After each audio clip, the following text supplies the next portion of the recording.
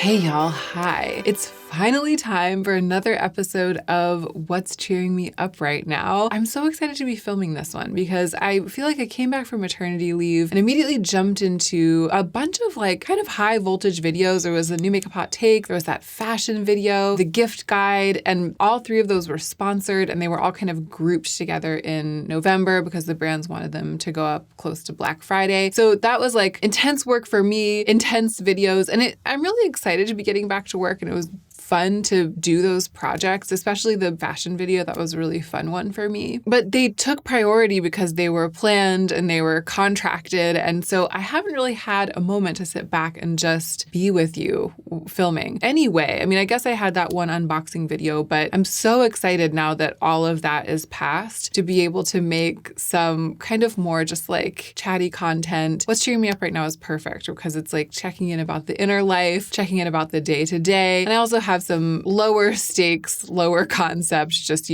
trying new makeup type videos coming up soon. And it feels like a real pleasure. Speaking of what's cheering me up, it feels like a real joy to be able to get back to this kind of content after maternity leave and then after the frenzy of all of the early and mid-November content. So I'm raring to go. If this is your first time to my channel for some reason, then welcome, a hearty welcome to you. My name is Hannah. I make fashion, beauty, and lifestyle content on YouTube. Love talking about aesthetics, quality over quantity, joy over consumerism. If you like it, I hope you'll subscribe. And now let's get right into the meat of the video.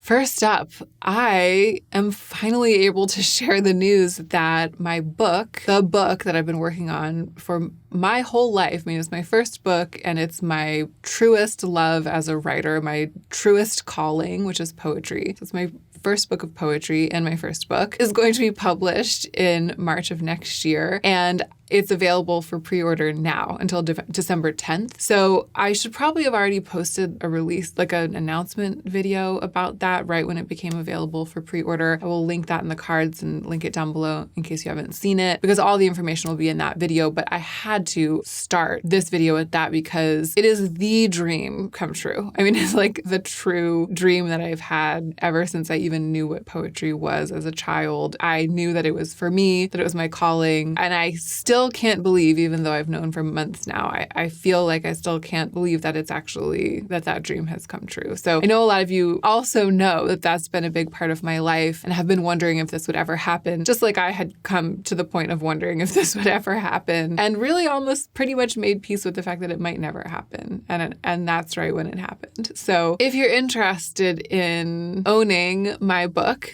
then now's the time to order, because the pre-orders, even though it's really quite far in advance of when the book will actually be published in March, it's very important that they get a sense of how many people are going to buy it so that they don't underprint and sell out immediately in March. So if you'd like to buy my book, now's the moment, no pressure. And as I said in the announcement video, another option is to go to your local library and tell them that it's something that you would like them to have in the library for you to check out and read. And actually, even if you buy the book, it would be so extraordinary and such a gift to me if you would do that additionally. If you would do that anyway. It will mean so much to me to have this book, not just in people's hands and homes, but in the libraries as well. It's so stunningly incredible. I think usually when I talk about something that's cheering me up, it's easy to I don't know how to explain this. It's usually easy to access the feeling. I'm I'm next on my list is bedding. My bedding. Cheering me up. It's I feel the joy and it's very clear and available. The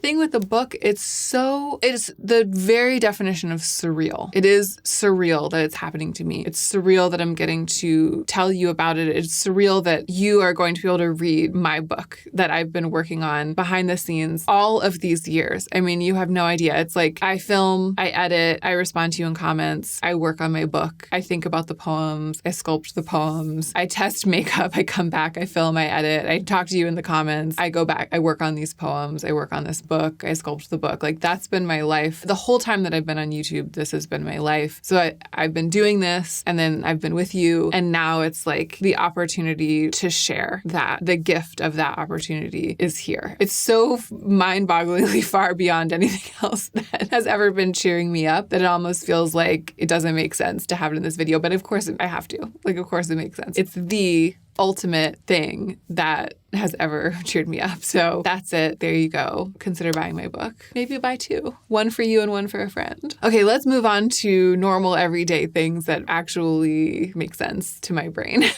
I cannot wrap my mind around it. I will pin a comment actually, because there are some details about ordering that will be in that other video. But if you choose not to watch it and you just want to order the book, you should read the pinned comment because it's a little bit funny. It's a small press. I mean, it's poetry publishing, it's not like makeup sales, for example. It's this little niche world. And so there are a couple of quirks about this press and this prize in particular. So check the description box, click through the links. Let's move on. Next on the list, making the bed. I'm not the first person. I'm not the genius who came up with this. I think that there's like a book about how making the bed every day changes your life. People are always talking about it. Moms around the world are telling their children to just make their beds and see how it changes their life. But lately for me, it's really been hitting home. I bet making the bed has been in a past what's cheering me up right now because I go through phases. In life, I've gone through phases during which I make the bed and then I'll fall off the wagon and then I'll get back on the horse. I'll get my sea legs and get back on the wagon that's pulled by the horse and get the reins back in my hands on a boat. I'm really on the bed making horse right now, and it has been the lifeline, like the daily living, calm the nervous system lifeline during the chaos of these first few months of parenthood. It's been hard to keep, I don't know how to say it. It's not things organized because it's not like things are always organized. Clean, tidy. It's not like things are always clean or tidy in our house. But there is a level of chaos of objects past which when we go there, it starts to interfere, I feel, a little bit with my just general regulation. Like I just feel, it makes me feel a little bit chaotic, And I'm not an extreme minimalist. This is the philosophy, I think, of minimalist homeware as an organization and stuff like that. Anti-clutter and stuff. I'm not an extremist in that way, but having a little less clutter and then having it so it's not super chaotic does make a difference to my nervous system in general. And so it's something I try to keep a lid on much of the time, and it's been a little harder to keep a lid on it lately. And what I've realized is that the biggest, hardest hitting blow to that chaos that I can deal in the shortest amount of time is to make the bed. I'm not sure about all the parts of speech there, but the making of the bed, that's what I should have said. The biggest and hardest hitting blow that I can deal to that chaos is the making of the bed every day, pretty much right away. And it's circumstantial a little bit because I've been spending a lot of time on and in the bed.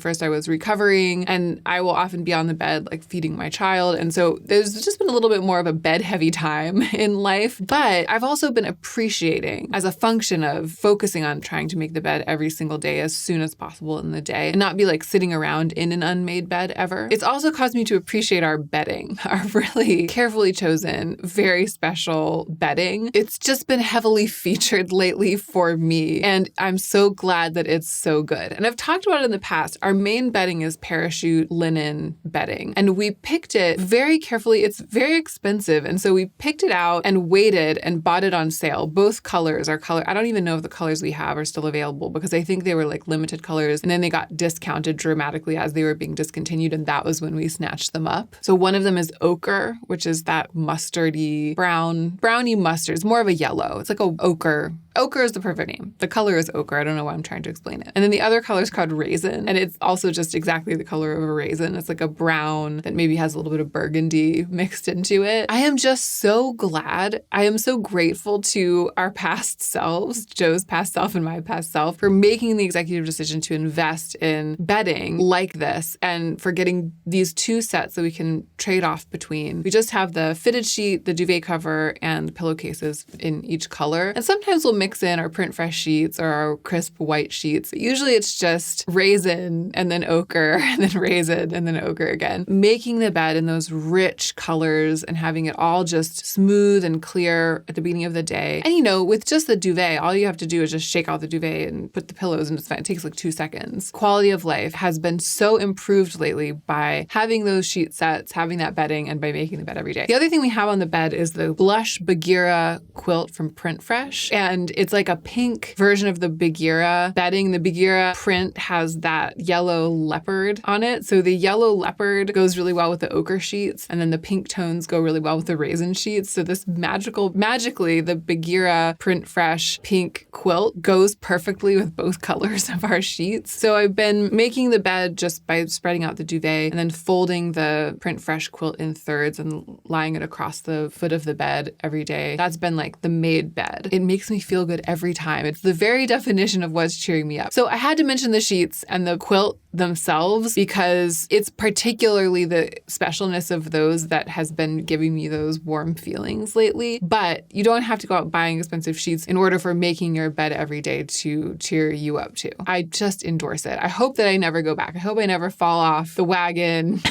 onto the deck of the boat behind the horse and lose the reins and then fall into the ocean. I hope that never happens.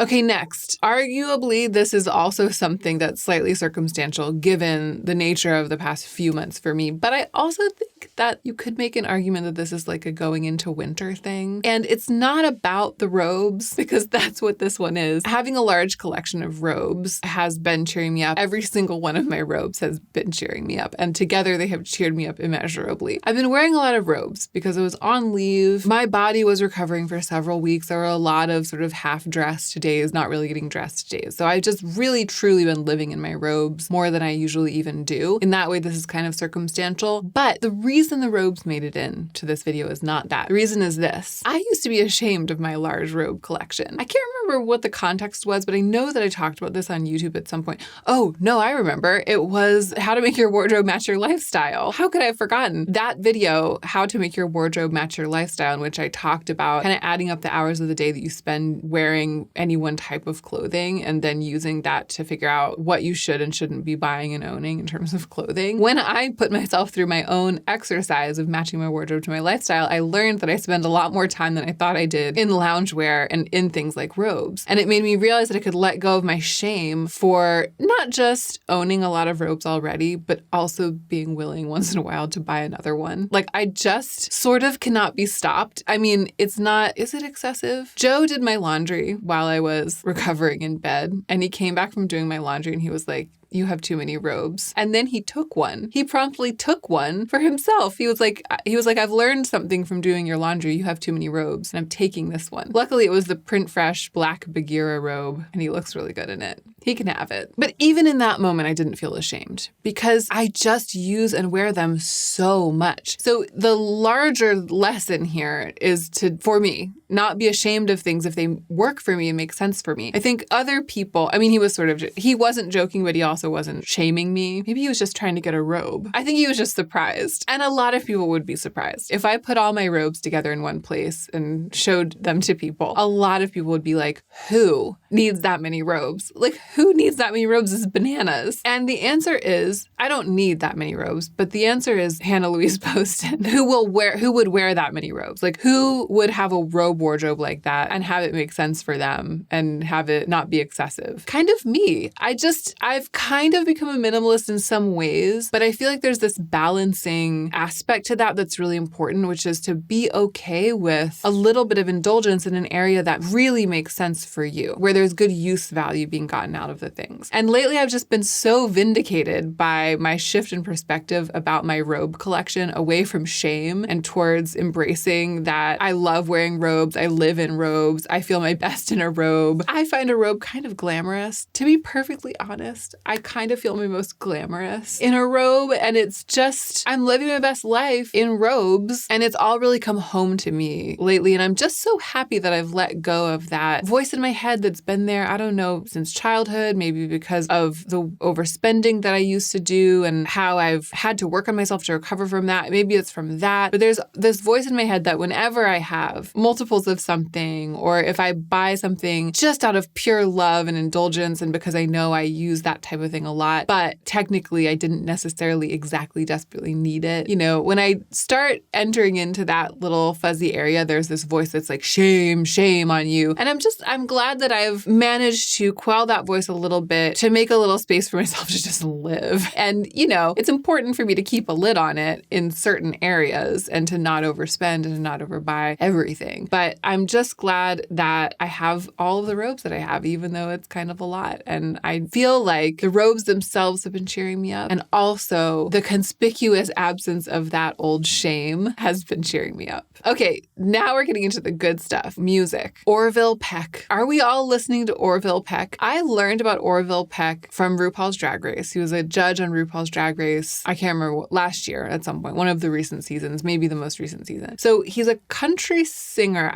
To me, it's like country, maybe sort of in the way that Elvis, he sounds like Elvis. Like his voice sounds a lot like the voice of Elvis, but then he applies it in a slightly different way in this like deep, dramatic and much more contemporary, maybe slightly folk, pop and musicals influenced way. But I think Elvis is technically, you would say, a country singer, but the music is more broad than that. It's not like deep, twangy, cliche country, I guess. I think Orville Peck is technically categorized as a country musician, but it's not the kind of cliche country music that you think of. I don't listen to a lot of country music. I listen to a lot of folk music that maybe has a little bit of a toe in country. Things like Emmylou Harris, Bonnie Raitt. The closest that I've ever come to country is knowing some Dixie Chicks songs. Like I've listened to some. I've never really owned an album and like been into a full album, but I appreciate the Dixie Chicks. To me, Orville Peck is less country even than the Dixie Chicks, while still technically being, I believe, a country artist. But I feel like,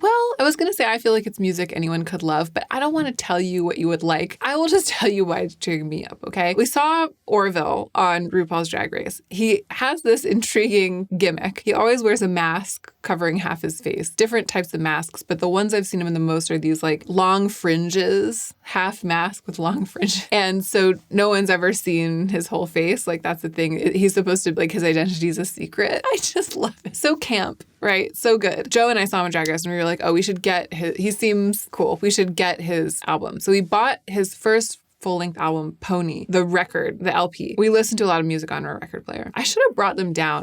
But I'll put pictures in. I should have brought the physical records down. They're so beautiful. I put it on one day and it was like, it's sort of mild. It's sort of it sneaked up. I put it on, it seemed a little mild. I was like, oh, he sounds like Elvis, sort of croony and a little bit like background music. That's what I sort of thought when I first put it on. And then I played it a couple times over those ensuing days after I'd first gotten it. It was playing one evening and we were both sitting around like reading or something. And all of a sudden it just hit me. It's like his voice, he was singing a long note and I just was like, I love this. I was like, it like relaxed me. I just suddenly felt my soul. It just touched me and relaxed me and like inducted me into itself. And it feels spiritual to me and just deep and broad and like earthy and mysterious and historical and contemporary at the same time. It's his voice and the way that he applies it. And it's not trying too hard, kind of. I just suddenly was like, I love this.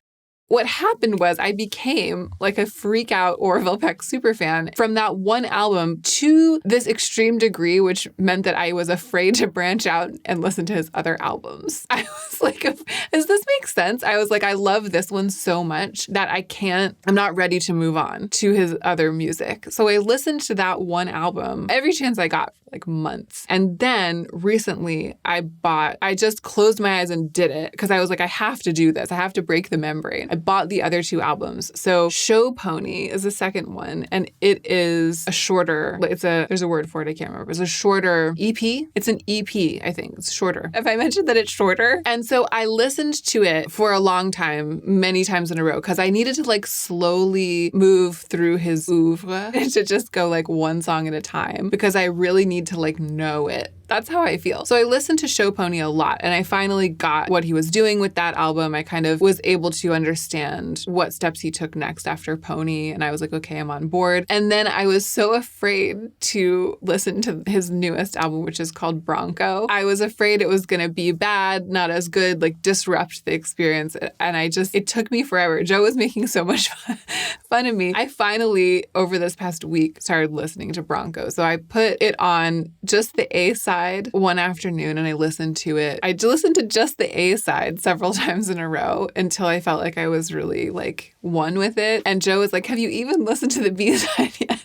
And I hadn't. And then finally, a couple days ago, I listened to the B-side and then I listened to the A-side and the B-side together. And I feel like now it's all in me where I've integrated all the Orville Peck albums and I wasn't disappointed. That's the exciting thing. It's a little different. There's been evolution, but everything that I loved is still there. Pony will always be the original to me, but there are similar thrills in Bronco. Show Pony is kind of quirky. On Bronco, there are similar thrills to the thrills that I discovered on the first album, Pony. I'm just saying, listen to Orville Peck, but give it a chance, okay? You can't think of it like a country album or like a folk album. I feel like there is this sensibility that's sort of inspired by musical numbers from musicals. They don't sound like musical numbers from musicals, but there's a drama there, an unabashed, like full-out belting drama, but in the context of like a sort of country folk pop contemporary setting. That's there. I really love that. It's kind of like there's a corniness, but it doesn't come across that way. It's more genuine than that. I don't even know. I don't know. What I'm saying is listen to Orville Peck, but give it a chance. And you have to think of it like spiritual, like chant, like a Gregorian chant. That's like what it is to me. I've got to move on. It's been a long time since the most recent one was Dusty Stay True. Do you remember when I discovered Dusty Stay True like 2 years ago and I felt this way and I ranted this much about Dusty Stay True? That is what's happened to me. And it's been since then. That's how long it's been since I've discovered a new musical artist that I felt this strongly about. It doesn't happen very often and it's so exciting when it does. Okay, so I have watched no television. In fact, we haven't even started watching whichever seasons of Drag Race have been coming out over the past 4 months. I think that there's a current season of Drag Race UK that Joe and I haven't even started watching yet. We will definitely do it. We just haven't had time. There's been no TV watching time. And also at the beginning of maternity leave, I didn't feel like it. I didn't feel like consuming any media like that. But then a window opened up during which I had long hours. I was trying to learn to breastfeed. It was so grueling. And again, at the beginning for the first several weeks, I didn't want to do anything at all except for be there and be doing it. Then there were these couple of weeks where I was just like, it was painful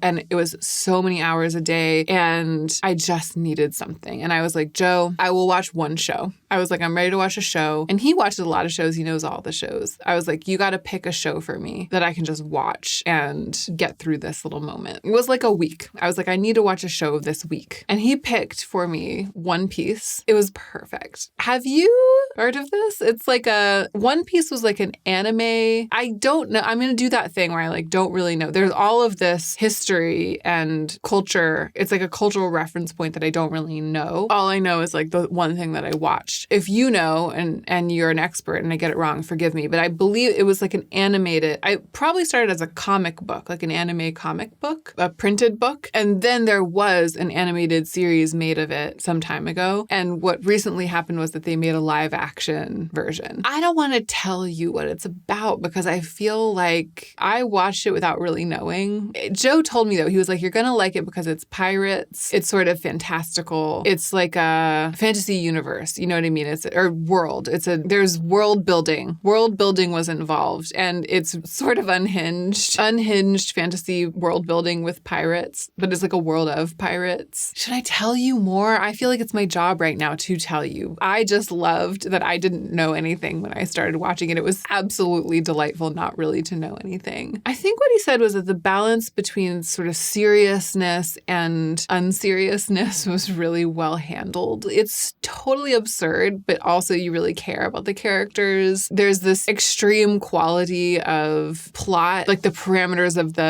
of reality in the universe are very stretchy and extreme. And you would think that absurdism would make it less weighty, but then you really, really do care about what's happening and you care about the characters. It's just delightful. It is just delightful. And it's the only thing that I've watched. There was like 1 week there during which I watched all 8 episodes of One Piece or however many there are in the first season. And then that was it. And I haven't watched anything else on my screen this entire time. So it's all that I have to offer you. It's a really, really good one. And I've been trying to make everyone I know watch it. So I'm extending that to you too. If you even remotely enjoy the kinds of things that I enjoy media-wise, just watch One Piece. I feel like how could anyone go wrong with it? That's kind of how I feel. It's a gem. We've gotten to the other side with breastfeeding, by the way. It's going well now, but that was no joke.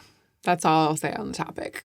Let me tell you about the books that I've been reading lately. I think if I had filmed this last week, I wouldn't have mentioned this series because I didn't realize it was going to get its claws into me so deeply. I just stumbled across it. It was like recommended to me on my Kindle as a thing that I would like, and it turned out to be totally true, that it is a thing that I would like. The first book is I think it's called The Right Sort of Man. That is because it's two women directly post World War II who start a marriage bureau in London. Like the original dating app, like the first version of something like Tinder. Oh my gosh, I just got really tired. I can make it. I want to tell you about this. This is what's happening to me these days. I'll be going along fine and then all of a sudden it'll be like, it's happened to me every time that I've filmed. You can do it, Poston. So it's two women post World War II. They start a business finding spouses for people. So people come in and they're like, I want to get married, and they like match people up. That's delightful. But then what they are is they're murder mysteries. So there's always what happens in these women's lives that they're trying to run this marriage bureau and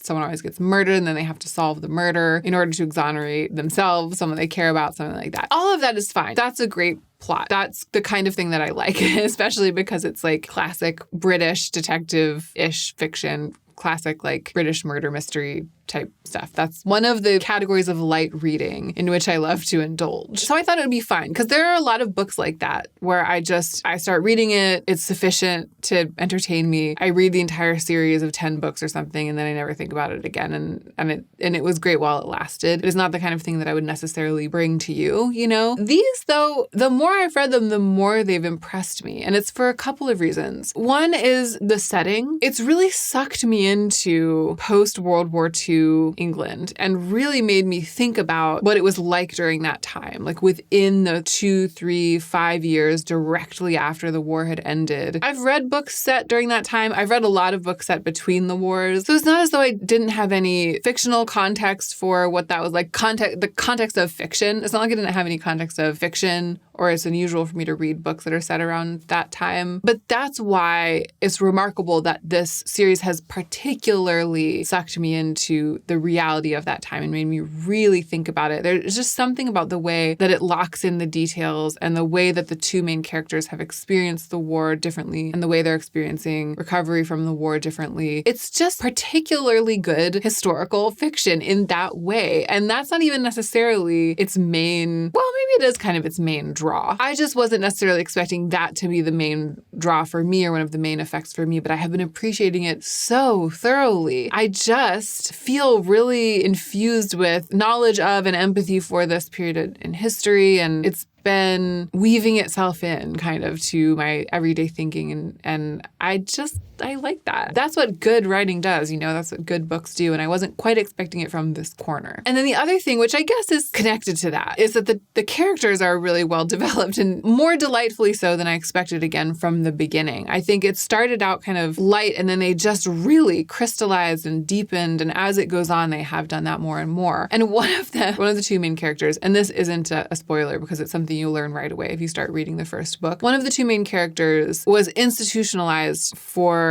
really losing control after she found out that her husband was killed in the war. Back then, you could be declared a lunatic, that's what it was called, by the court of lunacy, and lose all of your rights, basically. And especially for women, as I've learned from these books, it was very difficult, as you can imagine, to regain your rights once that had happened to you. It's terrifying, actually, to think about. And I'd never really thought about that or known about that aspect of, I mean, I guess it's pretty specific, like the British court system in the first half of the century. But it's an angle on the deeply ingrained sexism of the times that I have never encountered. And reading about this fictional character trying to recover her rights after having been declared a lunatic because she had to be briefly institutionalized for something deeply traumatic having happened to her, which is, you know, a thing that happens, then to have really sexist men standing in the way at every turn when you're trying to regain your power, basically. I've gotten so sucked into it, even though they're just,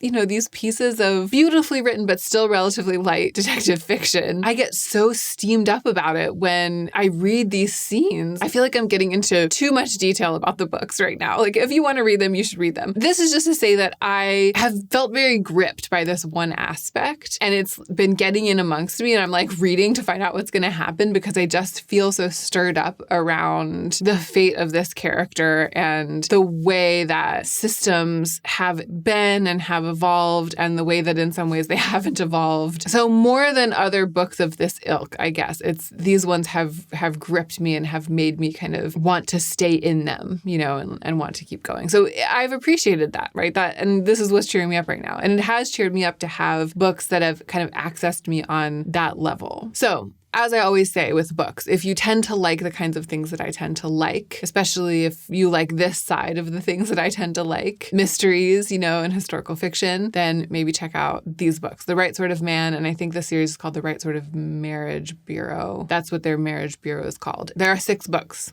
and I think there's a 7th. Or 5 or 6. The next one's going to be released next year. Oh my gosh, I don't know if I can make it through in the usual way, the last 2 things on the list. And I feel like I don't need to. The last 2 things on the list are my child and having a couple of sponsored videos happen in November, which I kind of talked about in the introduction. I just put my child on the list because, I've talked about how I'm not going to make this into a parenting channel or pregnancy channel or whatever. But it's also true that the major feature of my life that has been cheering me up over the past couple of months has been this little person. And so I just had to mention it because it's sort of silly not to. And then I'm not going to talk that much about having sponsored videos. I think I just wanted to mention in this video because they all came kind of thick and fast, and I didn't really get a chance to take a breath, and I didn't really get a chance to check in with you all in a non-sponsored video and say, gosh, I know it's been a lot of sponsorships lately, but it's just because it's how the schedule fell. And so I kind of wanted to touch base about that. But I think I did that. I'm done. I'm cooked. It's over. We made it through another What's Cheering Me Up right now. And it makes me feel like I'm back. I was back doing new makeup hot takes and fashion video and stuff, but this makes me kind of feel like I'm back and happy to be here. So thank you, as always, for watching. Again, I hope you'll subscribe if you haven't done that yet. Again, I hope you'll click through and look at the listing for my book and think about maybe buying a copy. But whatever you do, don't forget to take extra good care of yourself so that you can be the most effective version of yourself as you do your work